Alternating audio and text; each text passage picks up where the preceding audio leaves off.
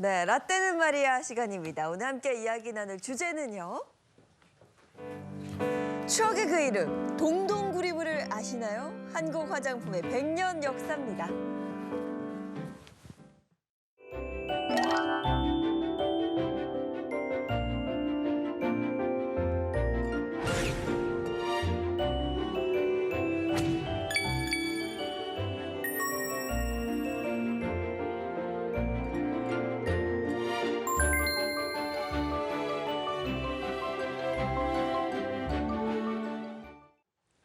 세대 간의 추억을 공유하는 시간 동동구리무에 대한 얘기를 나누는 라떼는 말이야 시간입니다. 동동구리무는 아마 여기 써본 적은 없어요, 그죠? 네. 우리도 이제 얘기를 그럼요, 들은 거지, 그럼요. 그죠? 뭐 교과서에서나 뭐 그렇죠. 들어볼 법한 동동구리무. 이게 김 옛날 기자님? 화장품 그거죠? 맞아 네. 맞아. MZ 세대는 모르잖아. 김 기자는 저 모르죠? 진짜 처음 들어봤어요. 네. 처음 들었죠? 시대문에서 설명해드릴게요. 1950년, 60년대 그 어머니들의 대세 화장품이었습니다. 그렇죠. 그러니까 왜 동동구리무냐 하면 그 당시에 북을 치면서 떼레레레레레레 왔어요 동동구리무 이렇게 동동동동 북을 쳤다 해서 동동이고 아. 크림이 일본식 발음으로 구리무에서 동동구리무가 됐던 거예요. 동동구리무, 동동구루무 이렇게 불려졌었죠. 네, 예, 저는 네. 이제 옛날에 강원도 대관령에서 제가 태어났는데 그때까지만 해도 저희 시골 동네에는 이렇게 그 크림 장수가 왔었어요. 아주 맞아. 저 어렸을 때. 근데 그때 당시에도 그 어떤 제품이 있었던 게 아니기 때문에 뭘 했냐면 통이 있었어요. 통. 크림통이 있어가지고 그 크림통에다가 원하는 만큼 또 금액만큼 이렇게 퍼가지고 이렇게 담아주는 걸 담았어요. 썼거든요. 옛날에도 빈 크림통이나 아니면 항아리가 있어가지고 그 항아리에다가 그 구리무 장수가 구리무가 항아리에다가. 크림에 대한 일본식 발음이 구리무인 거 아시죠? 네. 그래서 그때 크림을 푹 퍼가지고 그러니까 이 통에 달라는 만큼 줬다는 걸 보니까 인심이 또 좋았네요. 네. 그러니까. 뭐 지금으로 치면은 뭐 화장품을 리필해주고 돈을 받은 건데 그 그렇죠. 당시 어떤 그러네. 기준이 리필이네. 있었나요? 기준이야 뭐 동동구리무 마음이죠. 그 장수 마음. 마음이야. 우리 엿장수 마음이잖아요. 엿장수 엿대주. 그런 거죠, 뭐. 기준이 네. 없어요? 그렇지. 그럼 잘 보여야겠네요. 네. 그렇죠. 그래야 많이 줄 거니까. 그쵸. 그런데 1950에서 60년대 이쯤에는 뭔가 화장품에 대한 그런 기술 자체가 별로 없었을 텐데 발전하지 않았을 텐데. 그렇죠. 옛날에는 화장품 장수들이 직접 그 크림을 만들어서 판매를 했대요. 이 비법은 며느리한테도 안 알려주고 가마한테 안 알려주는데 행복한 아침이니까 제가 비법 알려드릴게요. 어떻게 크림을 만들었냐? 우유를 짜요. 거기다가 뭐 쌀가루, 옥수수가루, 뭐 이런 찹쌀가루 같은 걸 넣어가지고 삭혀서 만들면 끝. 단순하죠. 그렇게 만들었어요. 그러니까 화학적인 성분이 안 들어갔어요. 순수한 천연적인 그런 영양 크림이었다. 뭔가 비법이라고 해서 대단한 재료가 있는 줄 알았는데 네. 우리가 그냥 생활 속에서 만날 수 있는 그렇죠. 런 재료들로 이 크림을 만들었던 거네요. 그러면 이 동동구리무가 어떻게 보면 우리나라 최초의 화장품이 아닐까 싶은데요. 아니에요. 최초의 아니에요? 화장품은 따로 있었습니다. 이름하여 박가분 화장품이 있었습니다. 1916년에 만들어진 우리나라 최초의 화장품이라고 하는데 박시성이 만든 분이라고 해서 분이 다 해서. 박가분이라고 불렀다고 그래요. 미백 효과가 뛰어나서 배옷 같은 피부가 이거, 된다고 이거. 입소문이 났는데 박가분이 잘 나가니까 서가분, 조가분 같은 무사품도 등장을 했고요. 일본에서 물 건너온 구라부 백분도 잘 나갔다고 그럽니다. 야, 김구라 저 씨가 시대에도. 만들었나? 브라보.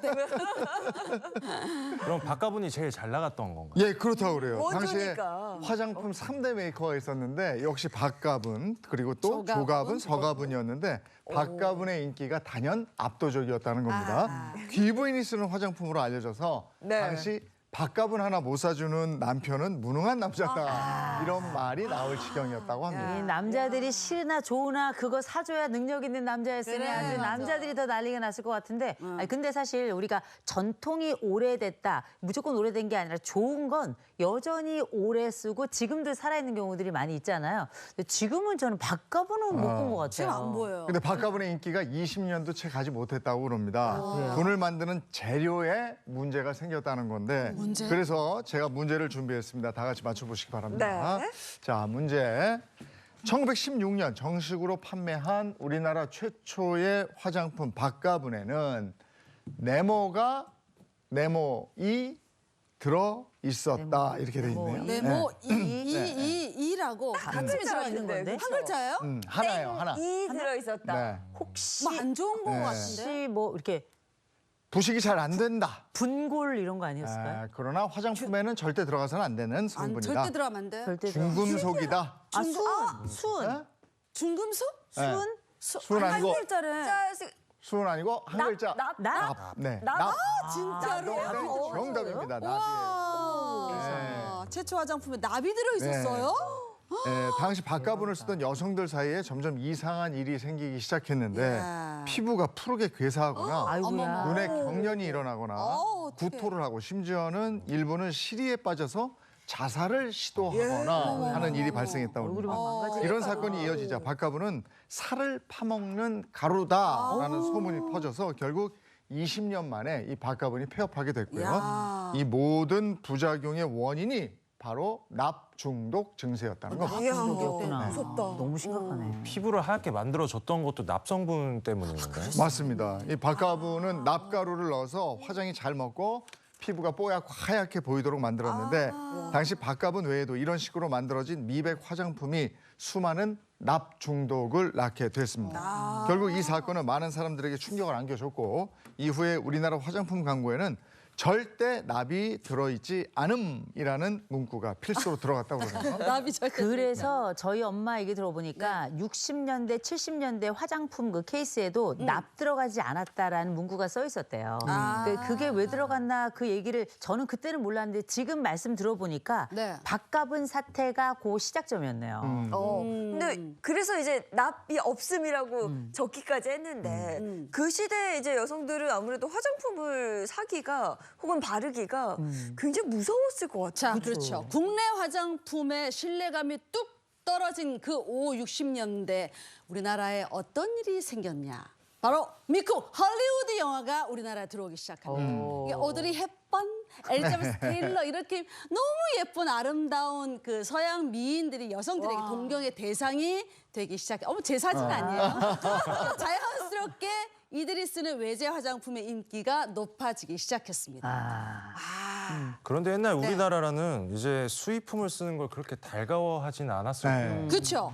60년대까지만 해도 우리나라는 국내 산업을 보호한다는 명분으로 미제, 뭐 일제, 불란서제 이런 외래품을 단속했습니다. 1961년에는 특정 외래품 판매 금지법이라고 해서 법으로도 금지를 했어요. 여기에는 과일부터 과자, 뭐 양담배, 뭐 많았어요. 양주. 이런 제품이 해당됐는데 여기에는 외제 화장품도 포함이 됐었습니다. 옛날에는 미제, 일제 뭐 할 거 없이 뭐 미제껌, 양담배 이런 거 다 단속했었잖아요. 네. 우리가 또 뭐 하지 말란다고 안 합니까? 그렇죠. 다 하죠. 그렇죠. 그럼요. 외래품 쓰지 말라 그러면 써야 된다 그래서 몰래 밀수를 합니다. 그 밀수한 외래 화장품들이 시장에 들어오기 시작합니다. 심지어는 당시 유명 여배우들이 몰래 외제 화장품 밀수입하다가 경찰에 붙잡혔어요. 그러니까 배우들은 그러죠. 분장을 많이 하기 때문에 품질 좋은 외제 화장품을 써야지 피부가 망가지지 않아요. 그래서 항의를 그렇게 얌전하게 항의했구나. 망가지지 않아. 목소리 예쁘게 해야죠. 근데 이렇게 밀수한 외제 화장품을 쓰기도 했지만 네. 이게 외제 화장품 들어오는 게 워낙에 어려운 일이다 보니까 가짜로 상표만 붙여서 가짜가 그렇게 많았을 거예요. 그런 척하면서 와 그런 경우도 있었군요. 그러면 정부가 이제 이게 단속을 해봐야 소용이 없구나 하고 이 시장을 개방한 건 언제였을까요? 개방? 아니요. 무슨 소리예요. 정부는 단속을 더 강화했습니다. 특단의 조치를 취하기 시작했습니다. 자, 여기서 문제 드리겠습니다. 다 같이 한번 맞춰보세요. 1960년대 초 정부는 외래품 근절에 대한 강력한 의지를 보여주기 위해서 전국에서 외제 화장품 이거를 했다. 3글자입니다. 뭐 외제 화장품 걸기 대회 쓰지 말자 걸기 대회. 뭐 그런 거에 못 쓰게 하기 위한 건데 네. 3글자예요. 저는 바로 떠오른 게 힌트 없어. 그냥 다 불태우지 않았을까요? 마약처럼. 삼땡도 그렇지. 불태우잖아요. 그렇죠. 화영씨 맞습니다. 화용식에. 정부는 이 외래품 사용을 근절하기 위해서 전국에서 외제 화장품 화영식을 했습니다. 단호한. 1960년대 초 그 정부는 압수한 외제 화장품을 산처럼 모아가지고 시민들의 보는 앞에서 다 불태운 거죠. 이야. 그러니까 이른바 밀수 근절 운동이었는데 이때 화장품뿐만 아니라 양담배, 뭐 미제껌 등등 많은 밀수품들이 불태워졌습니다. 서울뿐만 아니라 전국 곳곳에서 소각 행사가 이루어졌습니다. 근데 정기적인 단속과 소각을 그렇게 해도 외제 사용을 아예 막는 것은 사실상 좀 불가능한 일이었고요. 결국 특정 외래품 판매 금지법도 1982년에 이르러서 폐지가 됐습니다. 그래도 누군가는 화장품을 써야 했잖아요. 그때는 어떻게 했나요? 자, 이제 오른쪽으로 보면 임영웅을 닮았고 왼쪽으로 보면 장성규 아나운서를 닮은 우리 김 기자가 물어보니까 제가 특별히 뭐 당첨을 누구 닮았다 뭐라고 다시 얘기하세요. 생방송이에요. 근데 이때 당시 화장품 시장을 주도하면서 화장품 시장에 아주 상징적인 분들이 나타나기 시작합니다. 그게 바로 누구냐? 화장품 방문 판매원들입니다. 기억나요. 일명 저도 어렸을 우리가 때 우리 집에 옛날에는 이제 엄마들이 아모레 아줌마라고 많이 불렀어. 이렇게 불렀었는데 이분들의 트레이드 마크가 있었어요. 그게 바로 뭐냐? 가방. 그리고 유니폼이었습니다. 그렇지, 이렇게 그렇지. 가방 들고요. 유니폼 딱 입고 나오면 아 이분이 왔구나 이렇게 알고 있었는데 네. 이제 그때마다 집집마다 벨이 있었잖아요. 그래서 벨 누르고 화장품 팔러 왔습니다. 이렇게 얘기를 하시면 문 열어주고 그럼 이제 거실에다 자리 내주고 그다음에 물 한 잔도 탁 드리면서 화장품 설명도 듣고 그렇지, 그렇지. 아유 저희 집에도 많이 오셨습니다. 맞습니다. 근데 저는 정말 지금으로 따지면 상상조차 할 수 없는 일이거든요. 모르는 사람에게 네. 문을 열어서 아유, 집으로 그렇죠. 드리고 뭐 이렇게 뭐 차도 내어주고 그렇죠. 있을 수 없는 일이잖아요. 누군지도 모르는데. 그렇죠. 지금은 좀 위험한 모습일 것 같아요.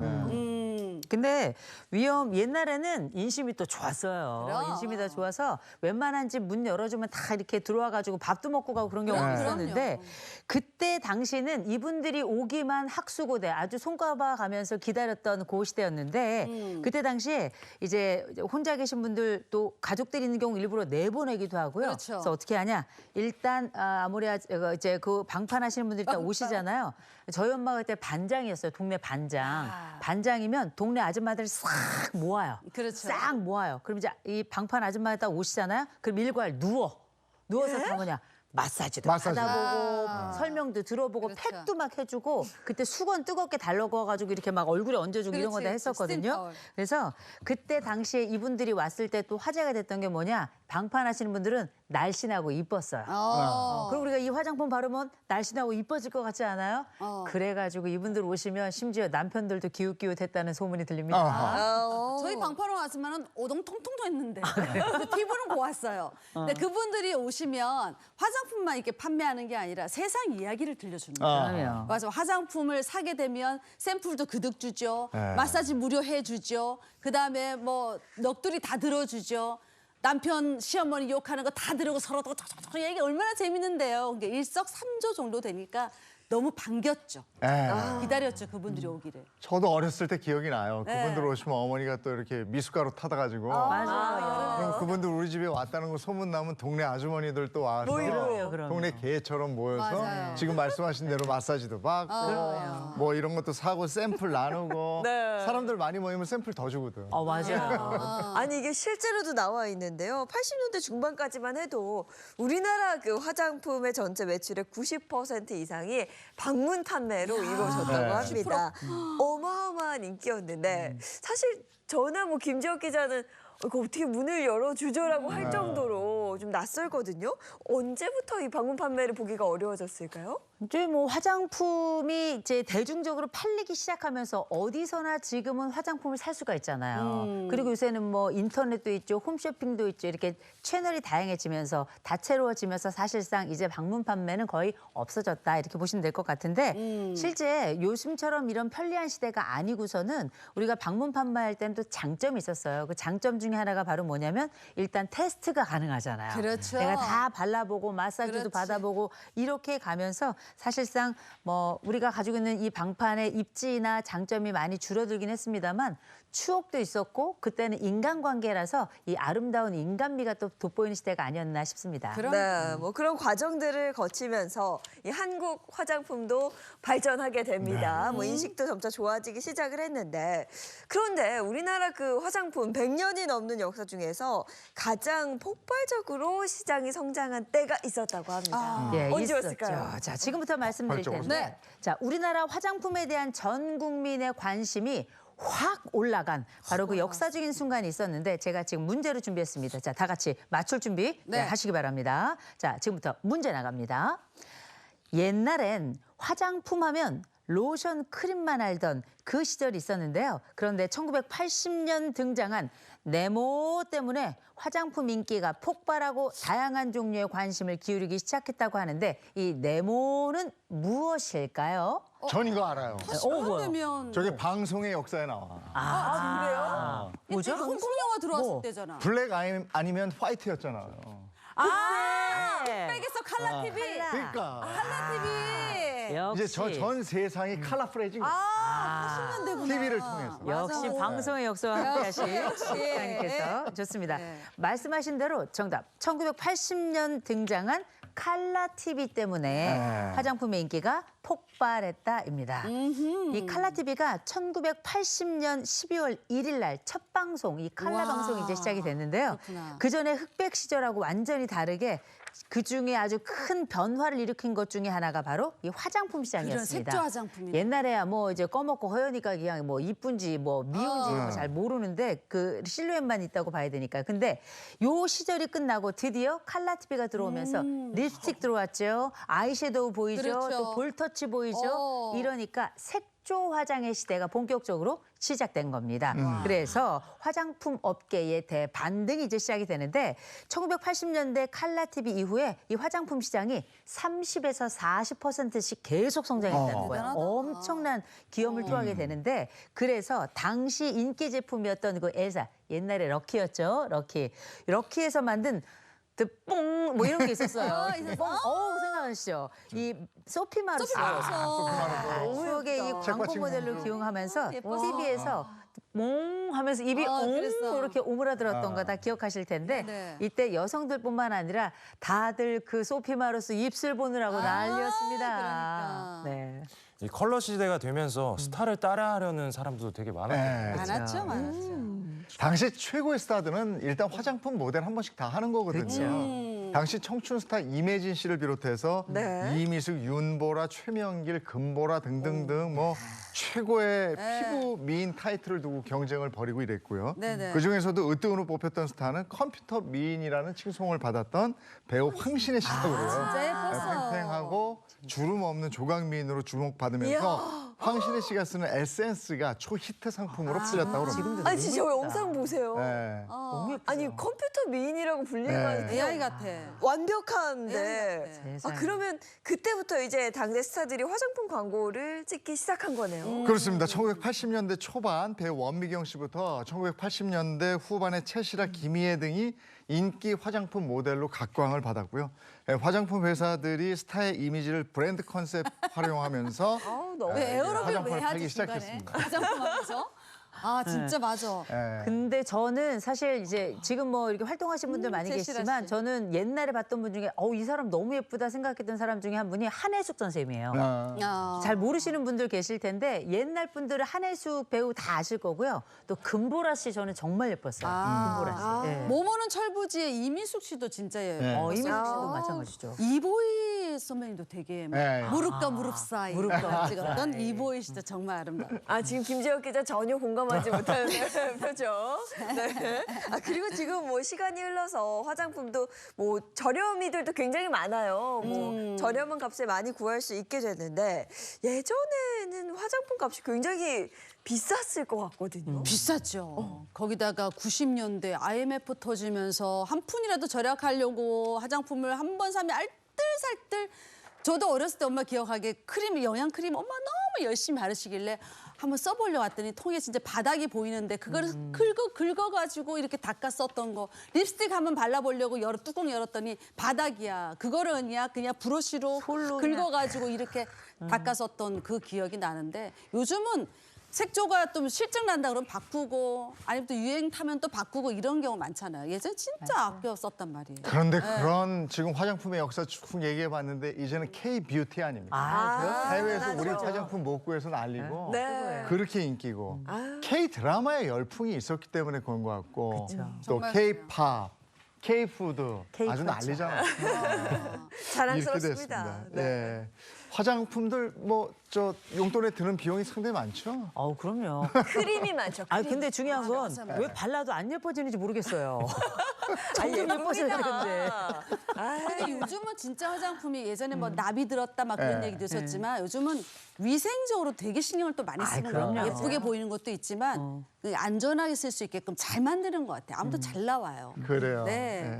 100년의 역사를 가진 우리나라 화장품의 숨겨진 이야기를 한번 알아봤습니다. 세대 공감 라떼는 마리아까지 여러분과 함께했습니다. 고맙습니다. 네, 고맙습니다.